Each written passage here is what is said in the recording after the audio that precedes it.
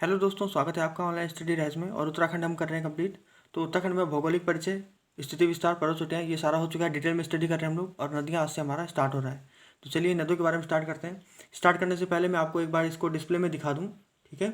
Map पे देख लो आप एक बार। इस तरीके से हम नदियों को करने वाले हैं कंप्लीट। तो सबसे पहले मैं आपको बता दूं कि नदी तंत्र हम उत्तराखंड का पढ़ेंगे। उससे पहले थोड़ा सा भारत के नदी तंत्र पर भी नज़र डाल लेंगे, एक थर्ली स्टडी कर लेंगे। और उसके बाद हम लोग उत्तराखंड के नदी तंत्र को भी देख लेंगे। तो उत्तराखंड के नदी तंत्र में जो सबसे महत्वपूर्ण नदी है वो है आपकी गंगा नदी, ठीक है। और गंगा नदी कुछ दूर तक भागीरथी नदी के नाम से भी जाना जाता है। तो उसको भी देखते हैं डिटेल से हम लोग। चलिए स्टार्ट करते हैं। तो भागीरथी नदी के बारे में अगर हम बात करें तो मैंने आपको जब ग्लेशियर पढ़ाया था उस समय बताया था कि ये जो है हमारा, ये था गंगोत्री, ठीक है।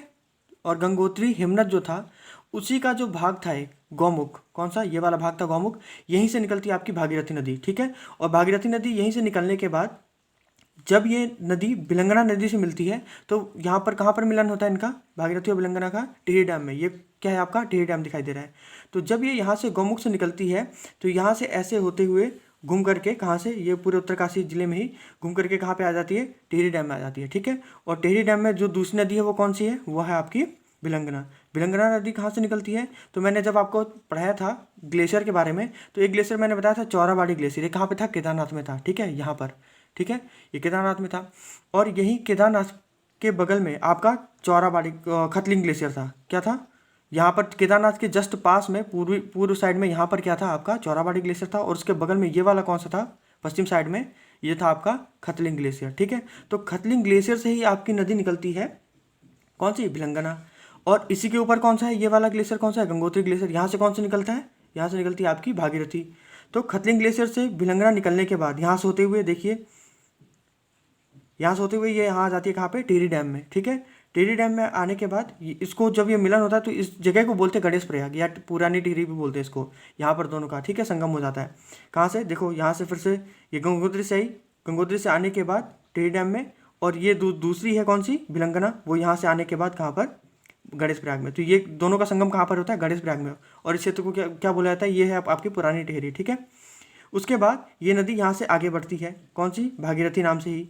भागीरथी नाम से आगे बढ़ने के बाद जो देवप्रयाग वाला जगह है, यहाँ पर देखो, देवप्रयाग में ये अलकनंदा नदी से मिल जाती है, ठीक है। अलकनंदा नदी, एक बार मैं थोड़ा सा जूम कर दूँ आपको, ये है देवप्रयाग। और यहाँ से आ रही है आपकी भागीरथी नदी और यहाँ से आपकी आ रही है अलकनंदा। अब थोड़ा सा अलकनंदा पे नज़र डाल लेते हैं कि ये जो अलकनंदा नदी है ये कहाँ से उद्गमित हो रही है, कहाँ से उद्गमित होकर के आ रही है। तो ये आपकी आ रही है, मैंने जब आपको ग्लेशियर पढ़ाया था तो बताया भी था, अच्छे से समझाया था।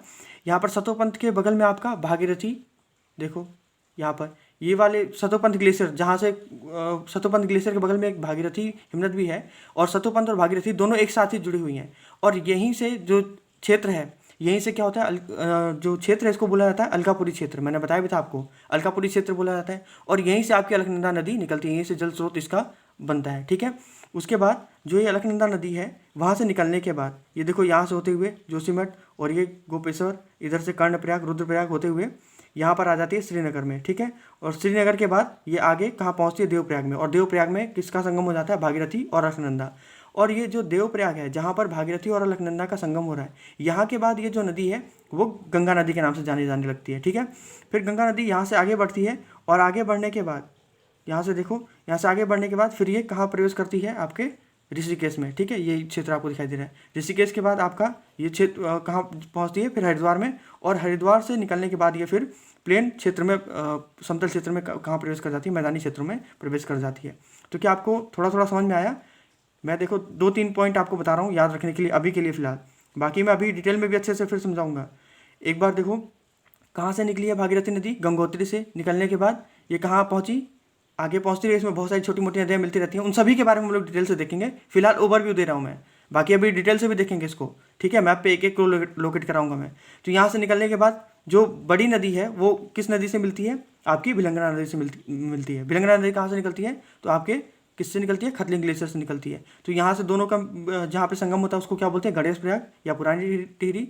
उसके बाद ये नदी कहाँ बढ़ती है आगे, भागीरथी नदी आगे बढ़ती है देवप्रयाग में, ठीक है। देवप्रयाग में एक नदी और है जिससे संगम होता है, जिसका नाम है अलकनंदा। और ये अलकनंदा कहाँ से निकलती है, आपका जो सतोपंथ ग्लेशियर और भागीरथी ग्लेशियर है वहाँ से निकलती है, ये वाली क्षेत्र से, ठीक है। निकलने के बाद यहाँ से होते हुए आपका यहाँ पहुँच जाती है। तो ये ओवरव्यू था। अभी मैं डिटेल में भी इसको पढ़ाऊंगा, ठीक है। तो अभी ओवरव्यू है, तो आप पेपर पेन लेके बैठो, नोट्स बनाओ थोड़ा सा समझने के लिए, ठीक है। चलो पेपर पेन ले लो, यहाँ से बनाते हैं हम लोग नोट्स, ठीक है। उत्तराखंड का नदी तंत्र हम लोग पढ़ रहे थे। इसमें अगर हम संपूर्ण भारत के परिप्रेक्ष्य में देखें अगर नदियों को, तो दो प्रकार की नदियाँ होती हैं, एक होती है हिमालयी नदियाँ और दूसरी होती है प्रायद्वीपीय नदियाँ। जो हिमालयी नदियाँ होती हैं उनको सदा नीरा भी बोला जाता है। ऐसा क्यों? क्योंकि वहाँ पर जो हिमालय है वहाँ पर क्या पाया जाता है, आपके हिमनद या ग्लेशियर पाए जाते हैं, वो वर्ष भर आपका जल स्रोत का काम करते हैं। तो वहाँ से जो नदियाँ हैं वो हमेशा बहती रहती हैं, तो इसलिए उनको बोला जाता है सदा नीरा, यानी हमेशा उसमें जल मिलता है। जबकि प्रायद्वीपीय नदियाँ जो हैं उसमें हमेशा जल नहीं मिलेगा, गर्मियों के समय में ये नदियाँ अधिकतर सूख जाती हैं, ठीक है। तो ये दोनों में अंतर होता है हिमालयी नदियों में और इसमें। हिमालयी नदियों को हम डिवाइड करते हैं तो तीन प्रकार के जो है नदी तंत्र बनते हैं, हमारे भारत के परिप्रेक्ष्य में बात कर रहा हूँ। तो एक है हमारा सिंधु नदी तंत्र, उसके बाद गंगा नदी तंत्र और ब्रह्मपुत्र नदी तंत्र, ठीक है। गंगा नदी तंत्र की बात करें तो जो उत्तराखंड का क्षेत्र है, अब उत्तराखंड की बात करें तो उत्तराखंड का जो संपूर्ण नदी तंत्र है वो इसी तंत्र के अंतर्गत आता है। किसके? गंगा नदी तंत्र के अंतर्गत। यानी उत्तराखंड की जो संपूर्ण नदियाँ हैं वो किसके अंतर्गत आती हैं? गंगा नदी तंत्र के अंतर्गत आती हैं। अगर उत्तराखंड राज्य के संदर्भ में हम बात करें नदी तंत्र की, तो जो उत्तराखंड है उसमें जो नदियों का प्रवाह है, अगर प्रवाह की बात करें कि प्रवाह कहाँ से कहाँ तक है, तो ये आपका जो है नदियों का वो दक्षिण या दक्षिण पूर्व में है, ठीक है। नदियों का जो प्रवाह है वो दक्षिण या दक्षिण पूर्व में है। इसके अलावा इसमें कई सारी छोटी बड़ी नदी तंत्र शामिल होती हैं, तो सभी के बारे में हम चर्चा करेंगे एक एक करके, आप टेंशन मत लो, बिल्कुल आराम से नोट्स बनाते रहो इसी तरीके जैसे मैंने बना रखा है, ठीक है। नोट्स आप अच्छे से बनाओगे। इसके अलावा मुख्य नदियों की बात करें तो एक आपका गंगा नदी तंत्र है, इसके अलावा यमुना नदी तंत्र है और काली नदी तंत्र है, ठीक है। तो ये आप ध्यान रखोगे और नोट्स बिल्कुल इसी तरह आप बनाते जाओ और मैं पूरा सिलेबस कराऊंगा, आप टेंशन फ्री हो सकता है थोड़ा सा डिले हो जाए वीडियो आने में, बट सिलेबस पूरा होगा और आपके एग्जाम से पहले होगा, ठीक है। मई में एग्जाम है ऐसा माना जा रहा है, तो आप तैयारी करते रहो। जब भी एग्जाम हो, कोई भी एग्जाम हो, तैयारी कर रहे हो तो उत्तराखंड पढ़ना ही पड़ेगा आपको। अगर उत्तराखंड की तैयारी कर रहे हो तो ये अच्छे से आपको करना चाहिए। थोड़ा सा एक ओवरव्यू के लिए, ये आपको याद नहीं करना है बट ये लिस्ट आपको थोड़ा बहुत एक एवरेज होना चाहिए कि महान हिमालय से निकलने वाली नदियाँ। मैंने खूब अच्छे से आपको हिमालय जब पढ़ाया था तो उसमें बताया था महान हिमालय, मध्य हिमालय, शिवालिक और बाकी जो 8 भौगोलिक क्षेत्र उनके बारे में खूब अच्छे से मैंने समझाया था। तो इसमें जो महान हिमालय से निकलने वाली कुछ नदियाँ, उनके नाम आपको एवरेज थोड़ा सा अंदाज़ा होना चाहिए। इसमें भागीरथी, अलकनंदा, नंदाकिनी, पिंडर, मंदाकिनी, भिलंगना, काली, पूर्वी रामगंगा, यमुना, टॉस और आदि नदियाँ जो है महान हिमालय से निकलती हैं, ठीक है। इसके अलावा मध्य हिमालय से निकलने वाली नदियों की बात करें तो पश्चिमी रामगंगा, नयार, खोह, सरयू, गोमती, कोसी, गौला, पनार, लधिया और आदि नदियाँ जो हैं ये आपके मध्य हिमालय से निकलती हैं, ठीक है। तो ये आपको थोड़ा सा एवरेज याद रखना है। इसके अलावा शिवालिक से भी कुछ नदियाँ निकलती हैं, इनमें जो है बैगुल, निहाल, सौंग, रिस्पना, नंदौर, भाखड़ा, ढेला, मालिन आदि नदियाँ जो है, इन सभी नदियों के बारे में हम अलग से बात करेंगे, ठीक है।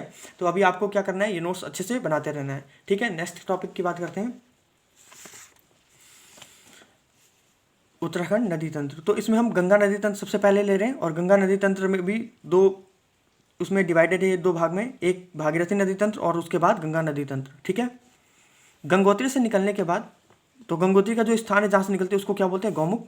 और वहाँ से निकलने के बाद जब ये देवप्रयाग में किस नदी से मिलती है? अलकनंदा से मिलती है। उससे पहले ये किस नदी से मिल रही है? उससे पहले भिलंगना नदी से। कहाँ पे? टेरी डैम पे, ठीक है, गणेश प्रयाग में।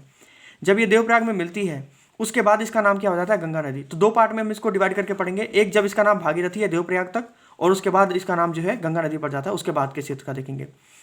जो ये अलकनंदा है जहाँ पर देवप्रयाग में मिल रही है, अलकनंदा की जो टोटल लेंथ है सतोपंथ ग्लेशियर से निकलती है, मैंने बताया था, और ये जहाँ से निकलती है उस क्षेत्र को क्या बोला जाता है? अलकापुरी बोला जाता है। तो अलकनंदा जब यहाँ से और देवप्रयाग तक जो दूरी तय करती है वो टोटल 195 किलोमीटर, और भागीरथी की देवप्रयाग तक 205 किलोमीटर, ठीक है। ये आपको याद रखना है। हेडिंग डाल लो, भागीरथी नदी तंत्र। नोट्स अच्छे से बनाते रहो।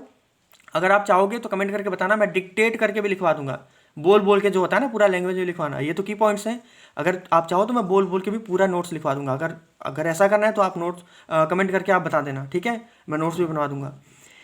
इसके अलावा बात करें उद्गम स्थल की, तो गंगोत्री ग्लेशियर के गौमुख नाम स्थान से इसका उद्गम होता है, तो हमने देख लिया है, ठीक है। इसकी सहायक नदियों के बारे में आपको याद होना चाहिए कि कौन कौन सी इसकी सहायक नदियां हैं। बाकी हम क्रम में जब इसको पढ़ेंगे तो एक एक नदी को लोकेट करेंगे मैप पे, ठीक है, बिल्कुल डीप पढ़ेंगे, टेंशन मत लो। तो इसके जो प्रमुख सहायक नदियाँ हैं उसमें है रुद्र गंगा, जाड़ गंगा, इसको जानवी नदी भी बोलते हैं, असीम गंगा, मिलुन गंगा, सिया गंगा और केदार गंगा। इसके अलावा बहुत सारी अन्य भी हैं, ठीक है, ये मुख्य हैं कुछ, इसके अलावा बहुत सारी और भी हैं, उनको भी देखेंगे। प्रमुख स्थलों के बारे में बात करें तो दो स्थल प्रमुख हैं गंगा नदी से, उनके बारे में आपको याद होना चाहिए, ठीक है। एक मैंने बता दिया जहाँ पर विलंगना नदी से मिलती है, और दूसरा जब ये अलकनंदा नदी से मिलती है। तो ये दोनों जो स्थल हैं इसको आपको याद रखना है बिल्कुल। तो प्रमुख स्थल की बात करें तो पहला है गणेश प्रयाग अर्थात पुरानी टिहरी शहर। तो पुरानी टिहरी शहर या गणेश प्रयाग उस एक जगह को बोला जाता है जहाँ पर किस नदी से मिलती है, विलंगना नदी से मिलती है। तो भागीरथी और विलंगना नदी का जहाँ पर संगम होता है उसको ये बोला जाता है गणेश प्रयाग, ठीक है। बात करें गंगोत्री ग्लेशियर की तो उत्तरकाशी जो है पड़ता है, यहाँ से निकलती है भागीरथी नदी और टिहरी डैम का निर्माण करती है, ठीक है। कहाँ पर, जिसको बोला जाता है गणेश प्रयाग, ठीक है। जहाँ पर विलंगना नदी मिलती है तो उसको क्या बोला जाता है, टिहरी डैम। विलंगना नदी कहाँ से निकलती है, मैंने बता रखा ऑलरेडी, खतलिंग ग्लेशियर से, और ये क्षेत्र कहाँ पड़ता है, टिहरी में, याद रखना बिल्कुल। इसके बाद ये भागीरथी नदी यहाँ से आगे बढ़ती है। तो ये पहला क्षेत्र हो गया जिसके बारे में आपको याद रखना है। दूसरा याद रखना है देवप्रयाग। देवप्रयाग में क्या है, आपका भागीरथी नदी और अलकनंदा नदी का संगम होता है। कहाँ पर होता है, देवप्रयाग में, ठीक है। इसके बाद बात करें, देखो मैंने बता दिया कि गंगोत्री ग्लेशियर से निकलने के बाद भागीरथी नदी कहाँ पे, टिहरी डैम का निर्माण करती है गणेश प्रयाग में, और खतलिंग ग्लेशियर से निकलने के बाद विलंगना नदी यहीं पर आकर के मिलती है। उसके बाद ये नदी आगे बढ़ती है, ठीक है, भागीरथी नदी। और उसके बाद आपका अलकापुरी जो क्षेत्र है जहाँ पर सतुपंथ और भागीरथी ग्लेशियर थे, वहाँ से जल स्रोत का निर्माण होता है किसके, अलकनंदा नदी का। तो ये पूरा सफर तय करते हुए कहाँ पर आती है, देवप्रयाग में, और इन दोनों का संगम हो जाता है, ठीक है। संगम होने के बाद यहाँ से इस नदी का नाम पड़ जाता है गंगा नदी, ठीक है। किस नदी का, भागीरथी नदी का, ठीक है। क्या नाम पड़ जाता है, गंगा नदी। तो यहाँ वाले पार्ट को हम एक बार देखेंगे। ये आपको ये शॉर्ट में नहीं बनाया मैंने, अभी इसको डीप पढ़ाऊंगा मैं, ठीक है। भागीरथी नदी को एक एक जो सहायक नदियाँ हैं ना छोटी छोटी, उन सभी को अभी लोकेट करवाऊंगा, उन सभी को करवाऊंगा। ये शॉर्ट में था, 2 स्थान के नाम आपको मेनली याद करने थे। इसके अलावा फिर मैं जहाँ से उद्गम होता है भागीरथी नदी का, वहाँ से लेकर के मैप पे लोकेट कराते हुए जो छोटी छोटी नदियाँ हैं जो उसके संगम बनाती हैं, उन सभी को मैं करवाने वाला हूँ। तो आपको नोट्स ऐसे ही बनाते रहना है साथ ही साथ, ठीक है। नोट्स बनाते रहा करो, एक बार वीडियो को देख लो और उसके बाद समझने के बाद दोबारा जब देखो तो थोड़ा सा स्लो करके देख लिया करो। कई बच्चे कंप्लेन करेंगे मैं थोड़ा जल्दी जल्दी बोलता हूँ, तो थोड़ा सा क्या करो, वीडियो को स्लो करके और बीच बीच में स्क्रीनशॉट ले लिया करो, और नहीं हो रहा है तो वीडियो को स्लो करके और फिर नोट्स अच्छे से बनाते रहा करो, ठीक है। चलो यहाँ से देखो, गंगोत्री नदी जब देवप्रयाग तक पहुँचती है तो इसकी गंगोत्री नदी बोलती है मैंने, गंगोत्री ग्लेशियर से भागीरथी नदी निकलने के बाद जब देवप्रयाग में पहुँचती है तो इसकी टोटल लंबाई कितनी हो जाती है, 205 किलोमीटर। तो ये आपको याद रखना है, ठीक है, इंपॉर्टेंट फैक्ट है, प्रश्न पूछा जाता है। और उसके बाद देवप्रयाग के बाद इसका क्या नाम हो जाता है, गंगा नदी। और उसके बाद हम देखेंगे पूरा अच्छे से इसको मैप पे लोकेट करके। तो आप टेंशन मत लो, बिल्कुल बने रहो और नोट्स बिल्कुल आप बनाते रहो, ठीक है। और आप कमेंट करके बताओ पहले कौन कौन नोट्स बना रहा है, ठीक है। और बाकी कोई चीज़ समझ में नहीं आ रही है या लगता है कि कुछ चीज़ आप चाहते हो ऐड करना, तो आप कमेंट करके बता दिया करो, ठीक है, कि क्या चीज़ आपको लगता है कि इम्प्लीमेंट करना चाहिए। तो बाकी जो भी प्रॉब्लम्स हो वो कमेंट करके आप बताओ, और थोड़ा सा सपोर्ट करो, ज़्यादा से ज़्यादा शेयर कर दो, वो उन बच्चों को करो जो पढ़ना चाहते हैं, ठीक है। और अच्छा कंटेंट देखो उत्तराखंड में मिल नहीं पाता है, तो मैं मेहनत कर रहा हूँ आप लोगों के लिए, तो थोड़ा सा आप सपोर्ट कर सकते हो ना, कि आप लोगों के लिए मैं नोट्स भी तैयार कर रहा हूँ शॉर्ट में। इनको अगर आप चाहो तो मैं डिटेल भी कर दूंगा अच्छे से, और बोल बोल के पूरा लिखवा दूंगा। तो थोड़ा सा सपोर्ट कर दो, उन बच्चों को शेयर करो जो पढ़ना चाह रहे हैं। अच्छा कंटेंट नहीं मिल सकता, देखो हर बच्चे की पहुंच कोचिंग तक नहीं हो सकती है, ठीक है। बहुत सारे बच्चे जो है गांव में रहते हैं, दूर दराज रहते हैं, और इस समय स्थिति भी ऐसी नहीं है कि कोचिंग तक पहुंच बनाया जाए। ज़्यादातर कोचिंग बंद है और जाना भी नहीं चाहिए, क्योंकि इस तरीके से कोरोना फैला हुआ है कि लोग घर में बैठ के स्टडी करना चाहते हैं। तो घर में बैठ करके मोबाइल में आपको अच्छा कंटेंट मिल रहा है, तो इससे अच्छी बात क्या होगी। क्या करना है, बस थोड़ा सा सपोर्ट करना है, ठीक है। तो इसका एक और पार्ट बनाऊंगा मैं, जो भागीरथी नदी है ना, इसका एक और पार्ट जिसमें डिटेल में देखेंगे। अभी तो मैंने शॉर्ट में बताया है, खाली नोट्स तो आपको बनवा दिया है, और बाकी इसका डिटेल में एक नेक्स्ट पार्ट भी आएगा, तो उस पार्ट को भी आपको देखना है। फिर जो भी चीज़ें होंगी आप नोट्स में अपडेट करते रहना। जब भी आप नोट्स बनाओ तो कोशिश करो थोड़ा सा स्पेस भी छोड़ते रहो बीच बीच में, ताकि मैं MCQ जब पढ़ाऊँ या फिर सप्लीमेंट एक कोर्स में लाऊंगा, उसमें थोड़ा सा क्या होगा, आप जो भी नई चीज़ें मिलेंगी उसको आप ऐड करते रहना। तो थोड़ा सा स्पेस छोड़ के नोट्स बनाया करो, ठीक है। तो मिलते हैं नेक्स्ट वीडियो में, शेयर करो, ठीक है, और लाइक करो, और कोई भी प्रॉब्लम हो तो कमेंट करो। कमेंट करते हो तो सच में बहुत अच्छा लगता है, ठीक है, और ज़्यादा काम करने का मन करता है जब आप कमेंट करके बताते हो, ठीक है। तो मिलते हैं नेक्स्ट वीडियो में, तब तक के लिए धन्यवाद।